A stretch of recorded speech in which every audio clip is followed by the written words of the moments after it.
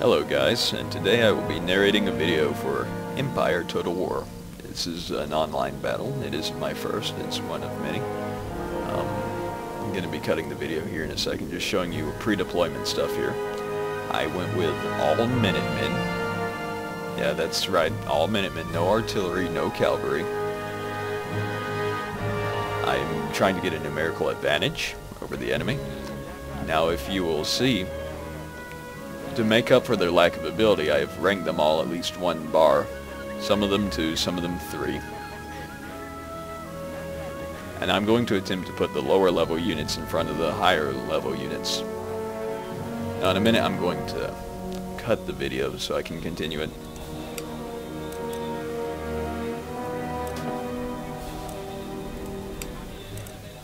The video is a little long. I'm not going to show you all this pre-deployment stuff because YouTube's 10-minute limit and I don't want to use the advanced uploader.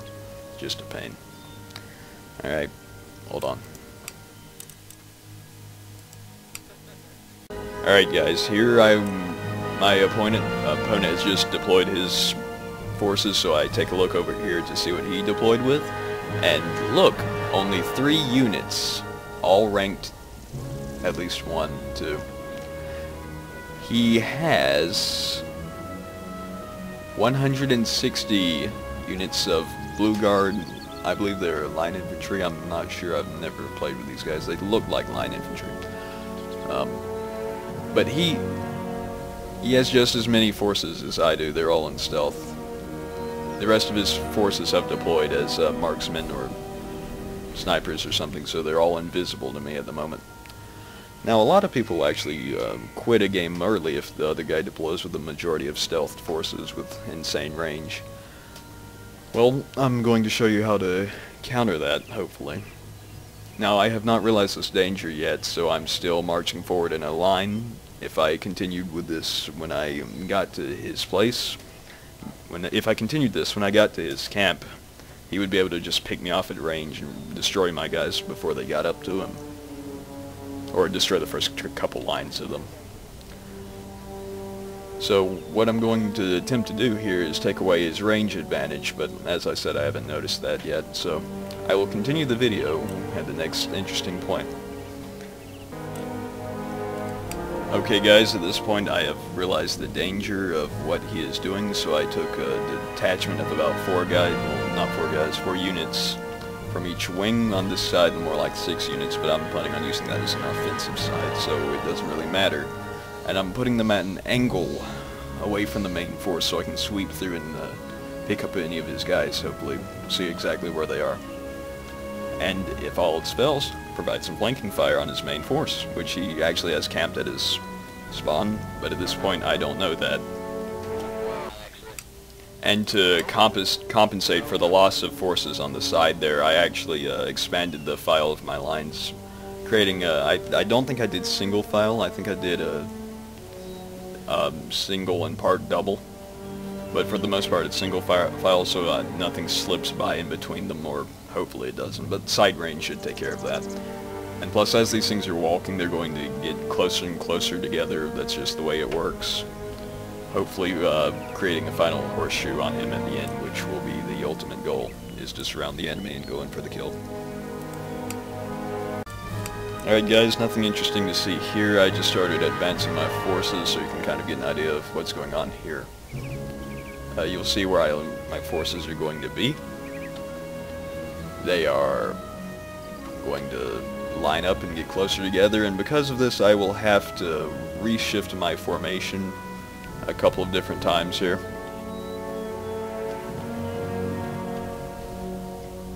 And due to that, it's going to slow me down a little on the final approach towards the enemy. Excuse me guys, my radio's on.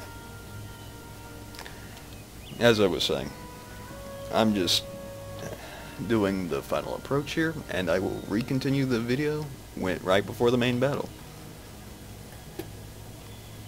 Also, I would like to point something else out here. I left my strongest unit, my 3-bar there, in the center to fortify the middle.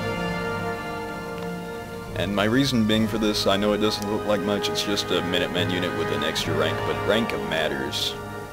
Like earlier, I'll probably put a video of it up as a matter of fact, but I took on 16 regular line infantrymen with just 4 total ranked elite line infantry. Like they were maxed out on experience. Experience makes a big difference, especially in numbers like this where every single one is ranked at least 1. Plus it's maximum troops on the field. So this is quite a formidable threat. Alright guys, what's going on here is my left wing here was getting too far detached from the body and it wouldn't be in place in time, so I gave it the command to join back up with the main force. You'll see it's creating this nice, pretty trapezoid with the open bottom. That's perfect. Gives me all the flanking fire I need. It's gonna wind up great. Or at least at this point I'm thinking it is. I did the same on the other side because the right wing was also a little far out, but they're already in position. You didn't get to see that. But it was just troop shifting, so it's nothing interesting. The main battle will happen in just a moment. Alright. And as you guys can see here, a group of their riflemen just randomly appeared, and in a minute they're going to disappear. See? They just, actually more of them just reappeared, because they're inside sight range now, and they're running as well. That's why I can see them. They're going to get in position, they're going to stop running, and that brief little flash of troops gives me enough to work on to work out where his forces are going. It also shows me that they are both rank 2, and are going to be a fairly good threat against these guys, because there's only one rank 2 over here. They're only rank 1, and then one more rank 2. But there's 3 rank 2s over there. But my advantage is in numerical superiority, because every one of those guys he has only has like 80 troops to it, and each one of mine has 160. So I'm just going to be able to plow through them. And over here you'll see I just reshifted my troops again, getting ready for one final push, and I should be in them just a minute. Alright, so as you can see by the graph here, I have numerical superiority. Don't stop. Stop. No, I'm actually a little girl. I'm a little girl, but I'm the worst of a 40-year-old man.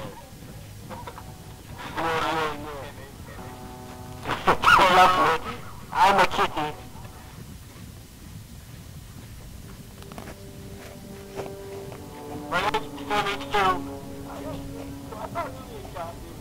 Guys, alright guys, if you'll see this, this is, oh, hold on.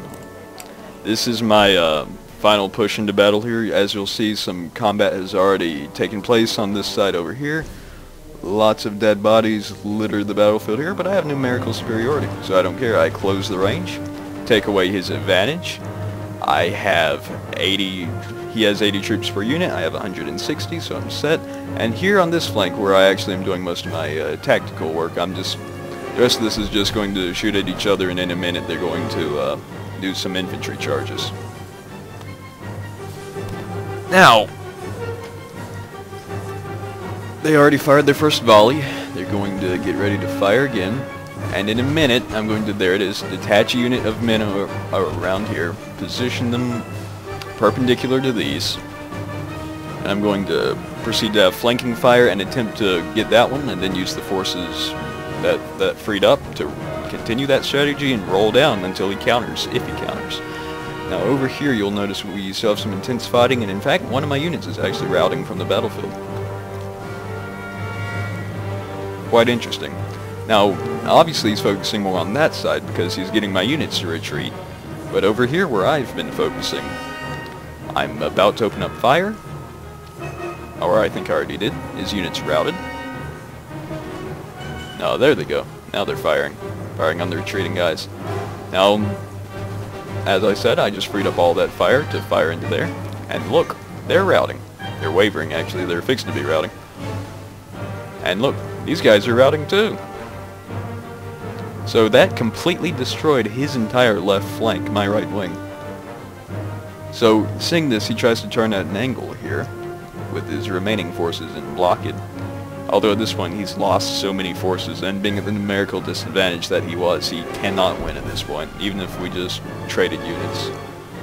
Now you see, right here I actually exposed myself to a little bit of flanking fire. I would not recommend that, but I was getting into formation. And you'll see here he charged into my units. Bad move, considering this thing had probably full health at the time. It's equal rank, and I have more forces around it to take up slack. Same thing over here. Bad move. And he made an infantry charge here. He's probably going to make some headway over here, actually. No, I take that back. I have double the forces he does over there. He's probably... yeah, he's wavering. He's routing now, actually. Alright. Back on my left wing, I'm attempting to do another encirclement maneuver, and this is fixing to get interesting. I want you guys to notice I've done damage to pretty much every single unit he has. In fact, every single unit except that one. So, but these two units right here have no damage whatsoever. They're fresh, brand new, almost as if they just spawned. And he is going to infantry charge into them after they fire some volleys at him. Now, these people have less units as it is. They're damaged to about half health. They have approximately the same level, and these guys have never been touched. He didn't even fire a volley. He just ran right in. These guys got shot from somewhere, probably from my own men. So this battle is going to end very quickly for me, that one. Now here, he actually, I don't know what he was doing there. I think he was trying to drive a wedge through my troops. So seeing that, I quickly countered. I believe I fired a volley into it, and then I charged. Yes, there went the volley. It dropped a couple of their guys, and I braced for the attack. I just let him come to me so I get defensive bonus, which is really good. Plus I have superior numbers, some more of my units routing over there. Here he was actually making some headway with his units that were really good, so I'm about to finish up over there. Have all these spare forces because I just finished his far right wing, my left wing over there. So I'm going to bring these guys in and just slam them into the fray over here. I'm not sure what happens to those guys, we'll just see. These guys have long since started routing. And these two over here are actually continuing to counterattack, which is a good way to keep up the pressure, but he doesn't have the forces to do it. If I were him, I would have actually retreated those and regrouped them. Now here his forces are routing, and it's just this one. I had him surrounded over there. Frees up all those forces. Now if you're a blue guy, this has really got to be disheartening. A blue guy, United Providence's member, seeing just that run at you. And they're running to kill. No hesitation. I'm not gonna let him retreat. These units are dying today. Now in reality, United States would have never fought United Providences in this time period. Just get a little melee action here. Now because they are level 3, they are going to hold out for some time. Not long enough, obviously. But they are surrounded on all sides with incredibly overwhelming odds, and they're just now starting to waver. So that just gives a testament to how powerful rank is. Now they're routing. But rank and experience points in the game is the most powerful thing. And with all my other forces, because that's really his only last unit, I just joined the fight. Someone's general has died. Whose is it? Oh, it's his. Enemy general killed. He's probably down there because he didn't have any cavalry to protect his general. So when I have units that route, I send them to the back and I work to regroup them. Alright. So I deployed 3,200 units, numerical advantage I was talking about. He deployed 1,360. I lost 1,363 and he lost 1,180. I killed 1,148 of his men, and he killed 1,184 of mine. Now you'll see, I actually had more losses than he did, but because of my numerical advantage, I only lost a third of my units. He lost 95% of his force, and the rest just ran. So that just goes to show you, Minutemen can throw a fight against the best if you give them experience.